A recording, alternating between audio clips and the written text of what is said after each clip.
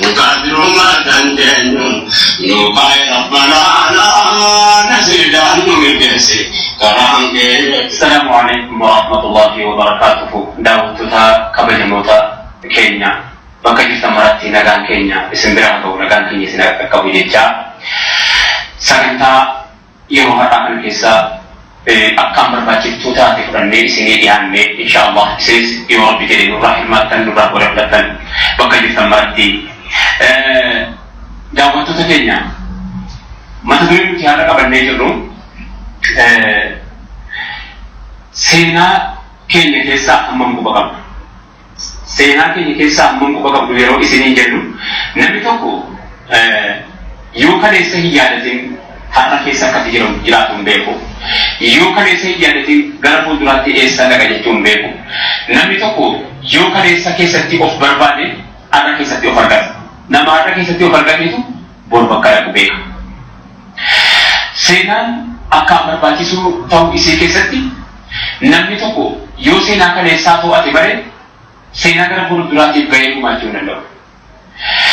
Kanaaf jecha mata duree kana filanne nuti yoo rabbi jedhe inshaallah seenaa kana hunda yoo himuu baanne hunda nuun dhiifnu irraa isiniif ibsina hammuma danda'ametti mata duree isaan keessa deemee keessaa ijoo utubaa sii keessaa fuunee funaannee yaada kuufnee baafnee buufnee isiniin keenya nu daawwadhaa isiniin jedha. Egaa kan seenaa kana nu dhiyeessu keessummaan asna biratti argamu Ustaaz Ahmadiin Jabali. Ustaaz Ahmadiin Jabal barnoota keemistiriitiin Addis Ababa Yuunivarsiitiidhaa digirii jalqabaatiin yeroo eebbifamee bahu kan lammaffaatiin akkasuma maastireetii jechuu kooti maastireetiidhaan barnoota filoloojii qormaata barreeffama duraanii keessatti qo'annaa inni godhee ittiin gahee ittiin eebbifame keessaayi akkasuma keessatti garuu kan hundarraa shoorri yaada taphataa jiru alhamdulillahi rabbil aalamiin rabbiin ganannee haa qabu umrii isaanii rabbiin nu fayyadamu daawwattoota keenya du'aanii nu gootaniif kana yeroo isaanii fi gaaffii keenya jalqabnu seenaan maalinni seenaa jechuun maaluma jechuudha. Yoo har'a keessatti yeroo ammaa kana keessa namni waan ilaalu waan dhaggeeffatu nada barreeffama irratti barreeffama qorachuu keessatti barreeffama dur eessa ture jechuu keessatti har'a eessa argana jechuu keessatti namni hatta isuma barreeffamee illee dhaqee bira gahee dubbisuu dhabuun jira gama tokkoon. Gama tokkoon immoo gaheen afaanii shoora guddaa taphatee jira. Gahee afaanii yeroo jennu yoo akka afaan Amaariffaa qofaan kan barreeffamu ta'e namni afaan Amaariffaa qofa hin qabne gahee dubbisuu isaa waan afaan Oromoffaatiin baay'ee qopheeffamaa hin jirre qopheessaa baay'ee waan hin arganne hin argatamu inshaallah waan hin arganneef jecha wanni akkasii kun dhiphina namoota keenyaa fi seenaa walitti fiduu keessatti shoora ofii danda'e qaba. Egaa haasaa kan koo utuun hin dheeressin amma gara gaaffii koo deettan isinii naannaa daawwattoota keenya. Gaaffiin kan koo inni duraa jazakallahu khairan baga sitti wadamte Ahmadiin Jabal. Gaaffiin kan koo inni duraa Ahmadiin Jabal kitaaba kana alhamdulillahi rabbil aalamiin akkuma beekamu jaarraa 15 jalqabee hamma jaarraa 17ffaa keessatti seenaa biyyattii kana keessatti hojjetame ijoo dubbisi as keessatti walitti funaanee nuun ga'eera alhamdulillahi rabbil aalamiin. Bu'aa bayii inni qabu tabba gaara abdii qotuu inni qabu rabbumaaf nama kitaaba kana barreessee fi namoota kitaaba barreessuuf gana. Egaa amma gara gaaffii kootti jennaan isaanii deebi'u seenaadhuma jechuun maal jechuudha?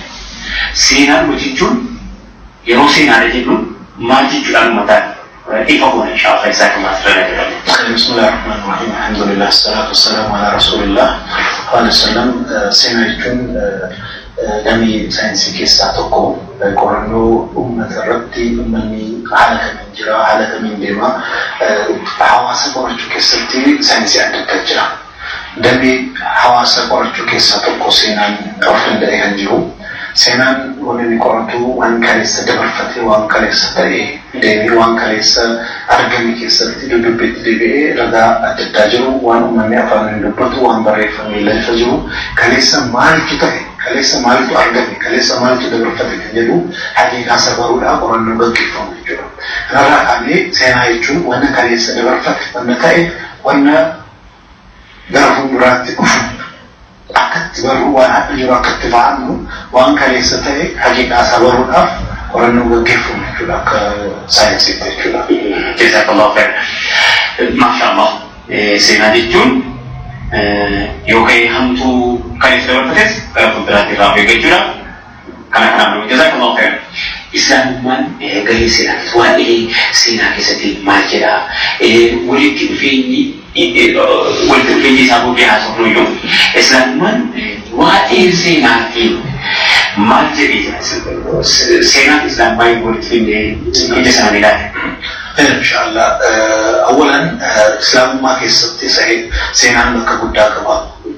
Quraana yeroo ilaallu Quraana keessatti walakkaatti kan dhiyaatu yookaan harka sadirraa harki tokko waa'ee seenaa dubbata. Waa'ee seenaa kaleessa dabarfate keessaa rusuloonni adda addaa haala kamiin dabarfatanii haala kamiin daawwaatti turanii namoonni warra mushrikaarraa warra kaafiraarraa mootummaan adda adda dabarfate maal ture kan jedhu Quraana keessatti seenaa dubbata. Waa'ee Muusaa yeroo baay'ee sitti kaasa. Waa'ee Nabii Ibraahim sitti fida. Waa'ee Fir'aawn fida. Waa'ee Qaaruun fida. Waa'ee warra ummata adda addaa fida. Ummanni khayrii hojjetu maal ta'e maal argate kaatimaan isaa kan jedhu fida. Ummanni immoo sharii dalagu maaltu qunnameen kan jedhu bal'inaan fida. Seenaan Quraana keessatti bal'inaan dubbatanii jira. Seenaa kana keessatti fakkeenyaaf Rabbi Rasuula Rabbiitiin sallallahu alaihi wasallam maal jedhu وَكُلًّا نَقُصُّ عَلَيْكَ مِنْ أَنْبَاءِ الرُّسُلِ مَا نُثَبِّتُ بِهِ فُؤَادَكَ. Seenaa ummata rusuloota duraa kana hunda kan sitti himnu seenaa hima faayidaa isaas waliin himna jechuudha. مَا نُثَبِّتُ بِهِ فُؤَادَكَ. Qalbiin kee amantaa Islaamummaa akka inni jabaatee gad dhaabbatuuf seenaa kana sitti himna jedha. Bakka adda addaatti seenaa kaasa. Seenaa Nabii Yuusuf dubbata. Akhira irratti nama fahmii qabu nama waa baratu seenaa kana keessatti barumsa jiraatudha. Bakka adda addaatti seenaa baay'ee dubbata. Hadiisa keessattis Rasuulli Rabbi sallallahu alaihi wasallam kaana rajulun min qablikum min bani Israa'il jedhanii haasaa tokko fidu seenaa tokko. Namichi kun seenaa Israa'il ummata Israa'il keessaa nama akkasii ture. Khayrii kana dalagee kana qunname. Sharrii kana ta'e haala kanaan jedhanii waan kaleessa dabarfate keessaa fidanii ummata har'a jiru barsiisu jechuudha. Hadiisa keessatti seenaa baay'ee jira. Hadiisa keessatti namni tokko akkana ta'e fakkeenyaaf namichi tokko nama sagantamii sagal ajjeesa jedhanii Rasuulli hadiisaan dubbatu. Seenaa isaa hadiisa keessatti ilaaltu namichi kun eessa? Kaana rajulun min qablikum wanna kaleessa dabarfate irraa har'a barumsa akka ta'uuf afaan isaaniitiin waan nutti himameef seenaan sun seenaa akka ta'u barre seenaan sun faayidaa waan qabuuf nutti himamaa jira jechuudha. Waa'ee ashaabul kaaf dubbataa waa'ee ummata seenaa keessatti dabarfatan hunda kaasee maanni sababni isaa kanarraa barumsa akka argattamu jedha. Achiin kaasee seenaa Rasuula siiraa qara'aa jirra. Hayati sahabaa qara'aa jirra. Achiin booda warra dhufanii seenaa bara maaliif amantaa Islaamummaa keessatti seenaan barbaachisaa waan ta'eef. Seenaa Rasuula Rabbii sallallahu alaihi wasallam awwala akka kitaabaatti kan lafa kaa'e Ibnu Hisaab. Ibnu Hisaab akka lakkoofsa Awurooppaatti 772 irratti ummata dhufu seenaan kun barreeffamuu ka'amuu qaba jedhee siiratu Rasuul jedhee siiraa isaanii kaa'e. Achiin boodas ulamaan hundi kaa'aa jira. Maaliif? Quraana keessatti wan alimoota dur dabarfatan nabiyyoota dur dabarfatan ummata mu'minaa ergasii dabarfate bal'inaan kaase. Sana booda Rasuulli Rabbii sallallahu alaihi wasallam otoo isaan jiranuu namoota dabarfatan hunda kaasanii barumsa nuu kennaniiru. Achiin booda waan dhufes akka barannu seenaan Islaamaa keessatti bakka qabatee siiraas qara'aa jirra. walitti dhufeenya inni qabu keessaa awwala hadiisa dura maal dura seenaa wali seenaaf barreeffama. Wanni ilmi inni ta'uu irra qabu barreeffame seenaa. Walitti dhufeenyi Islaamaa fi seenaan qabu jabeessuudhaafi. Maaliif tokkoffaa namni tokko yoo seenaa Rasuulaa barate sallallahu alaihi wasallam siiraa isaanii yoo haqiiqaatti barate daawaan kun eessarraa ka'anii eessa deemanii tafsiira guutuu qaraatee sirriitti fahamuu dhabuu hin mala. Maaliif Rasuulli jireenya isaanii akka nabi jette daawaa irratti maal afaan waa tokko dubbachuu jira. Hojiidhaan mul'isuu jira. Ala mul'isan maaltu qunnameen kana hundi walitti suphamee seenaa keessatti argita jechuudha. Akka ati ija Rasuula argitu akka ati isaan irraa bartee seenaa keessa waa danuu barumsi jira jechuudha. Kanaafuu seenaa irratti xiyyeeffannaan godhama. Taarika irratti xiyyeeffannaan godhama. على كان سيراساني بلين أمر سيرة فنان قلابا صحاباني رسول الله كم ترى من كافر دفر كم ترى كيس سينا جرا بروس جرا حديث جرا فقه جرا ولا نو كيس جرا حقيقة ميولال ولدي ثالث دبر فتة سينا ولدي ثالث دبر فتة ديوان سينا ته أشي كيس هم ديوان جرا ما شاء الله سينا تو كو وجاوتن سينا وجوجتن سينا إنسان توجتن سينا أي توجت سينا يروجن أشيك سنتي أوفر بارو أفي أكمل أستاذ أحمد بن جبرتني جدي داوود تكينا سينا نو ما يبغى بجيسه تكينا سينا دكتور أنا بجيسه ساتو باري فمان كاو ساتو أكمل كنواتو كتابان دارتي باريسته كتابكم كتاب فانكو بايا Siapa ahli asalat tiagawi lagi kita ada itu Muazzara insyaallah semoga sinan mari berbajis barisun mari berbajis umat aku bajisun kaini bisi aku enggak boleh mengamati mana nanti itu mari insyaallah sinan faidan sabayira فكفى آية القرآن سلكاسه وكلنا نقص عليك من أنباء الرسل ما نثبت به فؤادك amantaa islaamaa keessatti akka ati sabaat argattu akka ati istiqaama argattu akka ati jabaattee dhaabbattu seenaa kana sitti himnee jedha namni tokko ala seenaa qara'e ala seenaa dubbise ala seenaa qoratu kaleessa maaltu dabarfate maaltu akkan bakka amma jiru kanatti argamu maaltu sababa ta'e irraa barta namni hundinuu kaan gahee guddaa kan qaqqabee jira kaan sanaa galii kan jiru jira maaltu biyyi kun akka biyyatti ta'u ummanni muslimaa akka ummata muslimaatti ta'u akka dhuunfaattis maanni sababni akka har'a bakka argame kanatti akka argamu kan godhe maanni kan jedhu irratti deebiin isaa seenaa keessa jiru tokkoffaa lammaffaa yoo seenaa baratte namni tokko fakkeenyaaf tokko ilmoon tokko abbaa isaa beekaa eenyummaa jaraa beekaa seenaa jaraa beekaa namni tokko immoo abbaa ofii beeku eessa akka dhufan beeku gosa jaraa waa tokko namichi kun eenyummaa ofii irratti information guutuun qabu wanni beekumsi ni qabu gabaabaadha eenyummaa ofii irratti an akkana jedhee dubbachuu hin danda'u ofumaa isaatu hin beeku namni biraa isaa baruu miti ofumaa isaatu eenyu akka ta'e sirriitti hin beeku waa'ee maabbaarra eenyu ofumaa an eenyuuni kanaafuu maatii jira maatiin keessaa dhufan islaamummaa keessa yoom seenan islaamummaa akkamitti an dhufee muslima ta'e kamittan bakka kanatti argame eegan of bareen booda wanna jiru qofatu ta'in sanaan duras an hawaarraan kaan yookaan lafarraa an qofarraan jalqabne nama baay'eetu waan akka ta'e as argame an islaama ta'e islaamummaan kun haala amma jiru kanaan eenyutti kenne kana hunda keessa deebiin daawwattoota keenya inshaallah boqonnaa booddee isinitti deebina nurraa fakkaatinaa nu eeggadhaa isinii kadhannaa rabbii bilismika laanaa sigaan nu mirgeessi karaan keetu jaalaa رسالة رسول الله فتزادنيو مربينو كني أمو مدندنيو خير الله فلان أمتانا كنيو وانغو چودندنيو ديزني بلندنيو كراني تنديني خدمو دندنيو السلام عليكم ورحمة الله وبركاته ديبني daawwattoota keenya bakki nuti boqonnaa keenya dura irraa kaane seenaan maaliif barbaachise egaa wanni tokko namni tokko maaliif akka barbaachisu wayii beekee waan tokko barbaaduu danda'u kanaaf inshallah seenaa maaliif barbaachise dubbii duraatii wal qabsiifte barreessuun nama hubachiisuun nama barsiisuun seenaa akka barbaadan gochuun maaliif barbaachise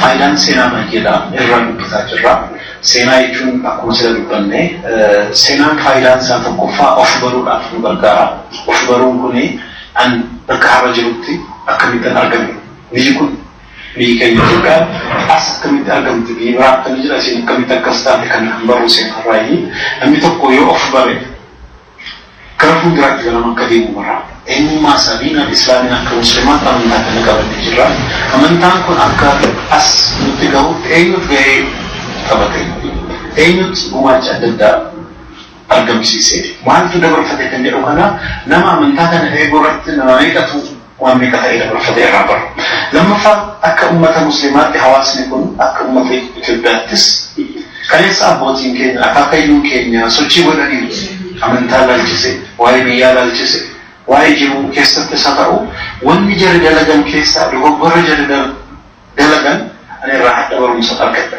Kan dogoggore animmoo sana waan gaarii hojjete irraa barumsa arganna. Yoo dogoggores akka dogoggora sana keessa nu buune wanni irraa banan kana. Kan biraa ummata biyya tokko yoo laalte ummata kana kan walitti qabsiisu seenaa malee wanni biraan jiru.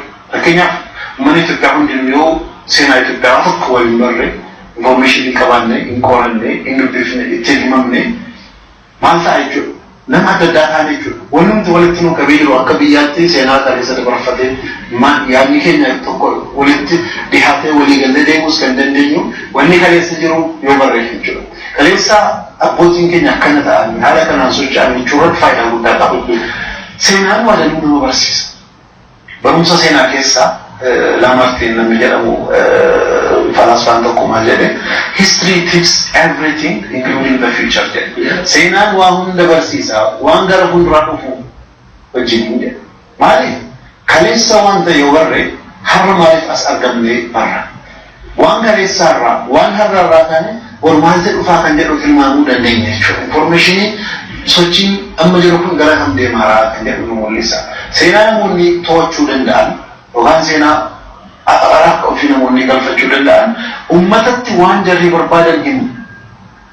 Namnis maalirraa ka'ee yaada warri siyaasaas haa ta'u warri hawaasaas haa ta'u waan biyya kanaa yaada kana eessaa fudhanii qabaatan seenaa biyya kanaa waan dubbisan irraa waan itti himan irraa waan mana barumsaatti baratan irraa yaadni kun kanarraa ka'e. Yoo seenaa dhabde maalirraa kaatee socho'uu dandeessa. Kanaafuu dirqama jechuudha. Quraana keessatti waa'ee nabii adda addaa rabbiin ala dubbatu ana qofaa miti daawwanna kanarra kan jiru. Namoonni baay'een akka koo sochii socho'anii wanni jara qunnamee wanni anatti dhufe haaraa miti. Wanni jara qaqqabee kan jedhu kana bal'inaan irraa barreeffudha seenaa kanarra. Faayidaan isaa hedduudha gabaabinaan. wanni irraa hubachuu fi amma seenaa kaleessa wanti nuti akka seenaa argamu keessattis nuti seenaa dukkaneessaa seenaa godaannisa qabutu jira. Seenaa godaannisa qabu yoo hojjetamee jiraate gara fuulduraatti godaannisni sun akka inni lammaffaa bakka godaannisa duraan hojii irratti hin madeessine taasisuudhaafi godaannisaanii wal'aanamu dhaggeen biraatti. Okay, jazakallahu khair. Damee seenaa keessatti hanga yoonaa maaltu hojjetamee jira biyyattii kana keessatti damee seenaa keessatti seenaa musliimota Itoophiyaa yoo wal qabamee jedhu biyyattii kana keessatti biyya keenya kana keessatti gahee maaliif gumaachamee jira? Inshallah asirratti wanni dubbataa maaltu hojjetamedha seenaa kana barreessuudhaaf maaltu ta'e gocha ta'e miti. Maaltu gahee kanatti maaltu gumaachamee ture? Amma namni seenaa yoo jedhu fakkeenyaaf amma jira dhaqaafalattii barruu waa'ee seenaa madda seenaatii bara isaatti barreeffamee jira. Inni sun gahee keessaa tokko. Gahee seenaa tokko amma taarika Itoophiyaa keessatti taarikni Islaamaa siin wal qabatee jechuudha. Taarika Islaamaatiin wal qabatee maaltu hojjetamee jira? Barreeffama waan fadhasaa ta'u maaltu argamee jira? Maaltu kaa'amee jira? Dokumentarii godhamee maaltu lafa jira? Seenaa barreeffame sila kan dubbanne ibna isaa siiratu rasuul jedhe kitaaba mikaa'u keessatti seenaa rasuulaa yeroo dubbatamu taarika isaanii yeroo dubbatamu waan Itoophiyaadhaan waan biyya kanaa wal qabatu waan hijiraadhaan wal qabatu achi keessa kaa'amee jira. Jibbuudas kan afaan arabaatiin namoonni biyya alaa barreeffame dubbataa jira. Jibbuudas ibnu Hishaam siiratu rasuul kan jedhamus kitaaba barreesse keessas jira. طبعاً تاريخ الرسول والملوك كان كتاب قائد يسد زوالي تبعي بثيجرا كسما حديث عددنا كيستا لبتو سينامكم خراسنات السن والفا ثانان ألس يرو أس دعانو ابن خلون سينا يمن يرو لبتو ورى المسلمين تبعوان جرجة قائدرا أتشمونس نمون أددا كناك gahee bumii مسلمون لبتان كيستا أولا كتابات هذا كتاباتي kan ka'e yaada kanarratti socho'ee keessaa tokko al-Umari namni jedhamu barreessaa biyya Misriiti biyya Gibsii nama ka'e kitaaba baay'ee barreessee jira. Kitaabni sun Masaalik al-Absaar Maalik al-Amsaar kan jedhamu kitaaba kana keessatti Itoophiyaa keessatti mootummaan adda addaa mootummaan Islaamaa biyya kana keessa akka jiru مسلم سلطاني جرامي كان بريفم واي سينا جرا مكا جرا إنما جرا كجوم بلنا نسيت أول كاري أنا مودا هجرة كلاكوس هجرتي لبسدتي سلبي جهتي حجي نميلا كان على مكريزي جنان نما بسرتي حجي رتي ورا حجاجوتا إثيوبيا رادوفاني جو نمو حجاجوتا تدا سينا إثيوبيا مالبي كان انترفيو في كتاب هجرة الإلمام بأخبار من بأرض الحبشة من ملوك الإسلام عندتو سينا حبشة كسرتي موتي لي مسلمة يقول تاجر الجري سينا جرا كتابات كهجرة أحمد الكشكندي صبح الأعشى كان جرو كتابة كهجرة كتاب سنة كسرت سينا إثيوبيا ربطة وهي مسلمات كون كبرتو كسمس عرب حقيقة من بيكموس سينا إمام أحمد بن إبراهيم الغازي كان أحمد بن وبالي كان بيكمو سينا سا رحمه الله سينا سا بلنان وجم ديبي وان سوتشي زعم ما كتابة كهجرة أنا مدرس عربي فاضل جرا كذا توربفا كيسن أمباسادر يمني تأي كان بيكنا في أسفاس للسنجرا أحمد الحيمي جرا سيرة الحبشة جدا كتابة كهجرة سوتشي ديمسن يمن الركاي حبشة يقال إثيوبيا في وأنا أرجو كهجرة كسمس أفان الدباتين أفان إنجيل فاركاس أفان طالعني في أفان الدباتين ونبارك من جرا بيك سير في عربي فارنتي كنبي على رجوكتي كعربي فارنتي صادق باشا بيجلمو رحلة الحبشة جده سلطان عبد الحميد سلطاني أوتوماني باير عثماني تركي رد خليفة كان تريجورا موتما عثماني يكسب الجماعة صادق باشا بيكانوا في وانا رجلا رحلة الحبشة جده كتابة كايدرا كتاب مسلم تنتمي لرجلا بيكسب تسيولا له نمودي أتبعي متبياتي هو متبياتي الإسلامي واني إساني ميمونا متأرباني بيجالاتي كمريسا أما سيمو خصمس لغة وانيس أفان بيجالاتي واني أفان وبيباتي أفان مكين توجي كم أفان وبيباتي أفان وبيباتي استو أفان بيباتي استو بيجي كده بيساتنا بيبرس يجرو جرانو تبيجا كيسان بيجا كيسان بيبرس يجرو يوم جاكي هم متكرا باقينا يو أرجع كيسان كمان كتابة كيسان تقولانو تربطان كتابا بريفامي عربي فارم بريفامي لما كيسان كم بريسا توران شيكوتا عربي فادن له وكان موافان عرباتين أفان التدافين عجلني كان جربتهم كين يفقوا بين عربي لا أفان تبري فمي عمالي فادا Hello. كسمس عربي عربي فافا Bring. هذا عجلنيتين أفان حضرتين. You have Indomie? Bring 2 chicken. And bring. You have Panadol? Bring Panadol also. Okay. Red, yeah. One piece, two pieces. Muhammad Sadiq, Muhammad Said Yahya, Mujramu Alina Kundari, as a Johannes Yoni, Fitus and I guess one Jankan, Kamahanij, Latanina Masudan, like a Kararat Wango Namund, Kitawana Makai Jura, Cosmos Motiri and the Dakis, the Professor Kitamini Kun, apparently one Juru.